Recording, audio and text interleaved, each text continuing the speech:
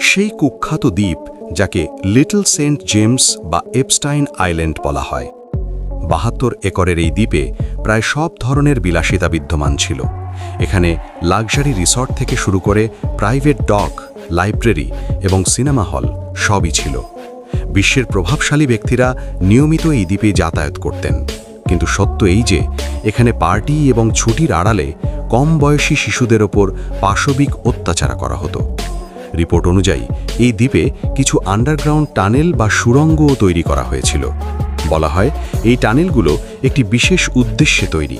হয়তো দ্বীপের কর্মচারীরা এটি ব্যবহার করত যাতে অতিথিদের ওপর তাদের নজর না পড়ে, অথবা এটি ছিল প্রভাবশালী অতিথিদের পালানোর একটি গোপন পথ। যারা এই আড্ডার কারণে কষ্টে ছিলেন তারা হলেন অল্প বয়সী মেয়ে এবং তাদের পরিবার।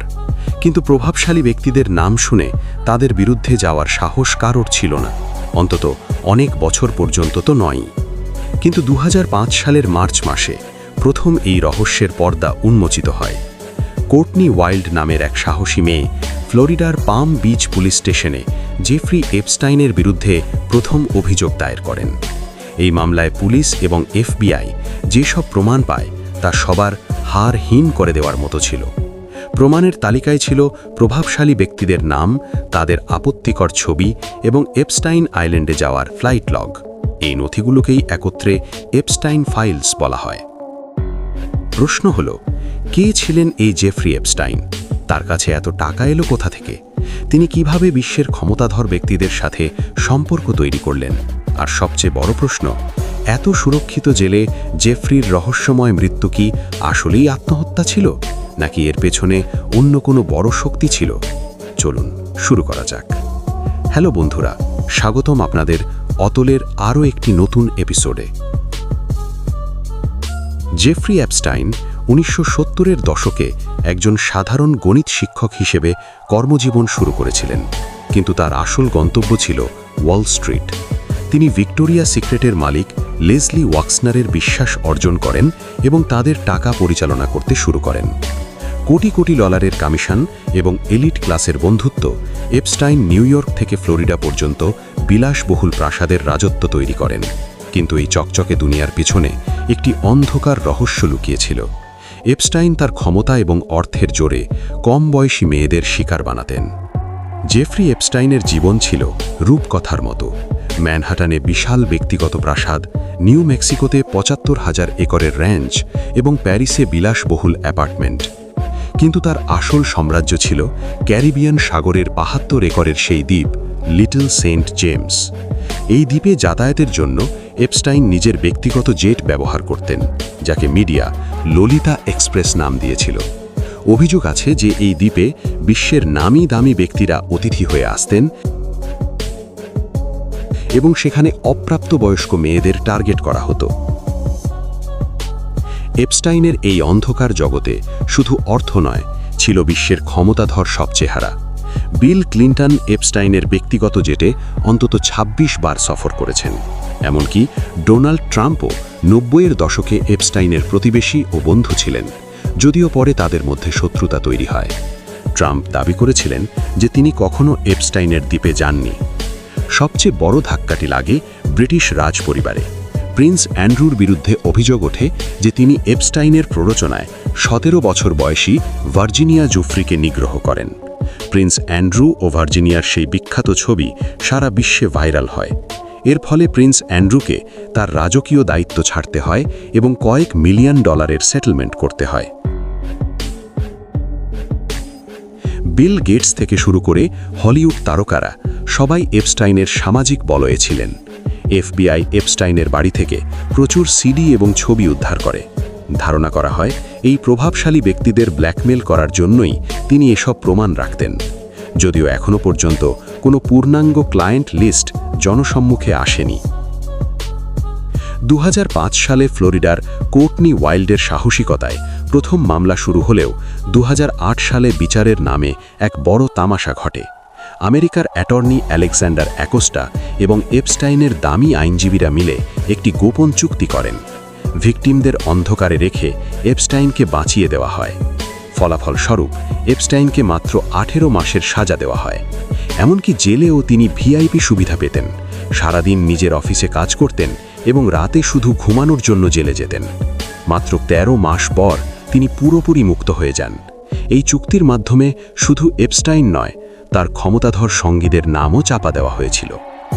2008 সালের সেই বিতর্কিত চুক্তির মাধ্যমে এপস্টাইন এবং তার ক্ষমতাধর সঙ্গীরা সাময়িকভাবে বেঁচে গেলেও এপস্টাইন একটি বড় ভুল করে বসেন। তার অতিরিক্ত আত্মবিশ্বাসী তার জন্য বিপদ ডেকে আনে। প্রভাবশালী ব্যক্তিদের সাথে তার সম্পর্কের কথা মিডিয়াতে ফাঁস হয়ে যায়। এপস্টাইন ভেবেছিলেন টাকার জোরে তিনি ভিকটিমদের মুখ বন্ধ করে দেবেন, কিন্তু সেটি ছিল তার ভুল ধারণা। কোর্টনি ওয়াইল্ডের সাহসিকতা দেখে আরও অনেক মেয়ে মুখ খুলতে শুরু করেন। 2009 সালে ভার্জিনিয়া জুফ্রি একটি সিভিল মামলা দায়ের করেন, যেখানে তিনি এপস্টাইন এবং তার বান্ধবী গিলেন ম্যাক্সওয়েলের বিরুদ্ধে গুরুতর অভিযোগ জানান। গিলেন ম্যাক্সওয়েল ছিলেন এই পুরো অপরাধ চক্রের অন্যতম মাস্টারমাইন্ড। তিনি মূলত স্কুলগুলোর বাইরে থেকে অল্প বয়সী মেয়েদের টাকার লোভ দেখিয়ে বা কাজের বাহানায় এপস্টাইনের জন্য সংগ্রহ করতেন। 2011 সালের দিকে যখন ব্রিটিশ রাজপরিবারের প্রিন্স অ্যান্ড্রুর নাম এই স্ক্যান্ডালে জড়িয়ে পড়ে, তখন পরিস্থিতি আরও ঘোলাটে হয়। দীর্ঘদিন চুপ থাকার পর 2018 সালে সাংবাদিক জুলি কে ব্রাউন একটি অনুসন্ধানী রিপোর্ট প্রকাশ করেন।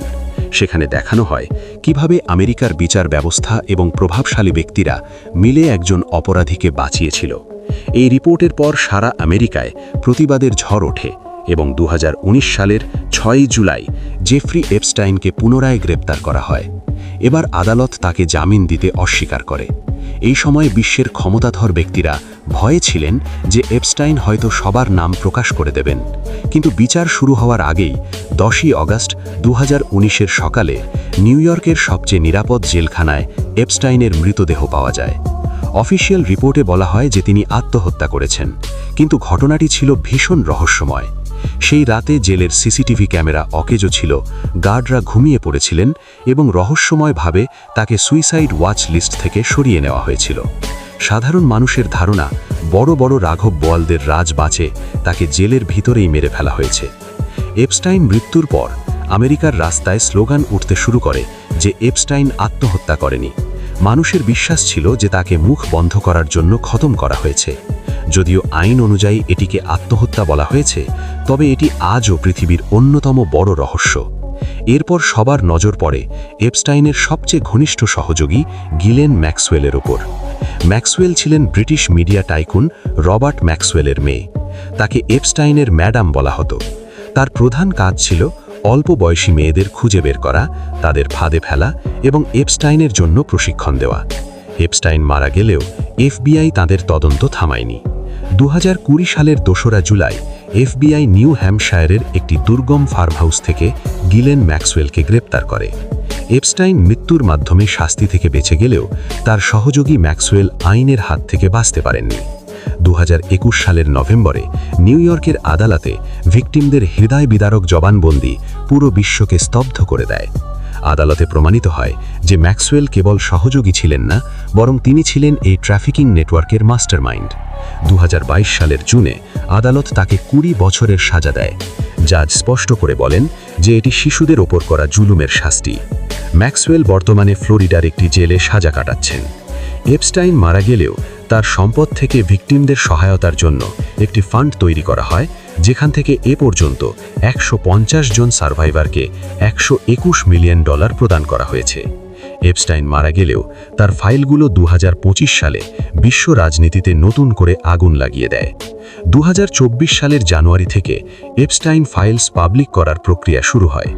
2025 সালে ডোনাল্ড ট্রাম্প পুনরায় প্রেসিডেন্ট হওয়ার পর এই মামলা নতুন মোড় নেয়। ট্রাম্প নির্বাচনী প্রচারণায় কথা দিয়েছিলেন যে তিনি ফাইলগুলো রিলিজ করবেন। এর ধারাবাহিকতায় 2025 সালের ফেব্রুয়ারিতে অ্যাটর্নি পাম বন্ডি দাবি করেন যে ক্লায়েন্ট লিস্ট এখন তার ডেস্কে। 2025 সালের নভেম্বর মাসে আমেরিকার রাজনীতিতে বড় একটি ঘটনা ঘটে। ডেমোক্র্যাট এবং রিপাবলিকান উভয় দল মিলে এপস্টাইন ফাইলস ট্রান্সপারেন্সি অ্যাক্ট পাশ করে। সরকারকে নির্দেশ দেওয়া হয় যে 19 ডিসেম্বর 2025 পর্যন্ত সব ফাইল জনসম্মুখে আনতে হবে। এর ফলে গিলেন ম্যাক্সওয়েলের কিছু গোপন ইমেল ফাঁস হয়, যেখানে দি ইনভিজিবল ম্যান অর্থাৎ অদৃশ্য মানুষ কোড নেমটি পাওয়া যায়। তদন্তে বেরিয়ে আসে যে এই ইনভিজিবল ম্যান আর কেউ নন, স্বয়ং প্রিন্স অ্যান্ড্রু। প্রায় 20,000 পৃষ্ঠার ইমেল থেকে জানা যায় যে এপস্টাইন দাবি করেছিলেন ডোনাল্ড ট্রাম্পও মেয়েদের ব্যাপারে জানতেন, যদিও হোয়াইট হাউস এটিকে মিথ্যা বলে উড়িয়ে দেয়। তবে নতুন নথিতে দেখা যায় যে ট্রাম্প এর আগে যা স্বীকার করেছিলেন তার চেয়েও অনেক বেশিবার এপস্টাইনের জেটে ভ্রমণ করেছিলেন। 19 ডিসেম্বর 2025-এর ডেডলাইন পার হওয়ার পর প্রায় 30,000 পৃষ্ঠার নতুন ডেটা রিলিজ করা হয়। তবে এখনও 10 লক্ষাধিক পৃষ্ঠা বাকি রয়েছে। সরকার এবং আদালতের মধ্যে বর্তমানে একটি ঠান্ডা লড়াই চলছে। একদল সত্য সামনে আনতে চায়, আরেক দল প্রভাবশালী ব্যক্তিদের নাম বাঁচাতে ভিকটিম প্রাইভেসির দোহাই দিচ্ছে। আজ জেফ্রি এপস্টাইন বেঁচে নেই, কিন্তু তার পাপের ছায়া এখনও বিশ্বের ক্ষমতাধরদের ওপর মনড়াচ্ছে। প্রিন্স অ্যান্ড্রু তার সম্মান ও পদবি হারিয়েছেন, গিলেন ম্যাক্সওয়েল জেলের ঘানি টানছেন, আর বড় বড় বিলিয়নিয়াররা আজও এপস্টাইনের সাথে তাদের বন্ধুত্বের সাফাই গেয়ে বেড়াচ্ছেন। 2005 সালে একটি ছোট্ট মেয়ের কণ্ঠ থেকে যে প্রতিবাদের শুরু হয়েছিল তা আজ বিশ্বের বৃহত্তম দুর্নীতির স্ক্যান্ডালে পরিণত হয়েছে। এপস্টাইন আইল্যান্ডের সবচেয়ে রহস্যময় স্থাপনাটি ছিল নীল সাদা রঙের একটি মন্দির বা টেম্পল। যদিও এর ভেতরে কোনো অবৈধ কিছু পাওয়া যায়নি, কিন্তু একটি ব্যক্তিগত দ্বীপে এমন স্থাপত্যের থাকাটা অনেক প্রশ্নের জন্ম দেয়। FBI 2019 সালে যখন রেড দেয় তখন তারা দ্বীপের নিচে কিছু আন্ডারগ্রাউন্ড সুড়ঙ্গ বা টানেল খুঁজে পায়। দ্বীপটিতে অদ্ভুত সব স্ট্যাচু এবং মোড়ে মোড়ে সিসিটিভি ক্যামেরা ছিল। এগুলো কি নিরাপত্তার জন্য ছিল নাকি ব্ল্যাকমেল করার জন্য তা আজও অস্পষ্ট। এমনকি স্যাটেলাইট ছবিতে একটি হেলিপ্যাড দেখা যায় যাতে একটি অদ্ভুত মুখ আঁকা ছিল। রেডের সময় সেখানে কিছু হরমোনাল মেডিসিনও পাওয়া যায়, যা ব্যক্তিগত দ্বীপে থাকার কোনো যৌক্তিক কারণ খুঁজে পাওয়া যায়নি। এপস্টাইন যদি আজ জীবিত থাকতেন তবে হয়তো এই সব রহস্যের সমাধান হতো। সম্ভবত সে কারণেই তাকে আত্মহত্যা করতে বাধ্য করা হয়েছিল। জেফ্রি এপস্টাইনের কাহিনী আমাদের শেখায় যে অর্থ এবং ক্ষমতা দিয়ে অপরাধকে হয়তো কিছুদিনের জন্য ঢাকা যায়, কিন্তু চিরতরে মুছে ফেলা যায় না। প্রকৃতির বিচার যখন শুরু হয় তখন বড় বড় অহংকারের মিনারও ধুলোয় মিশে যায়। তো বন্ধুরা, ভিডিওটি কেমন লাগলো সেটা আমাদের কমেন্টে জানান। আর চ্যানেলের নতুন দর্শক হয়ে থাকলে রিকোয়েস্ট থাকবে চ্যানেলটি সাবস্ক্রাইব করার। এতক্ষণ পর্যন্ত সাথে থাকার জন্য ধন্যবাদ।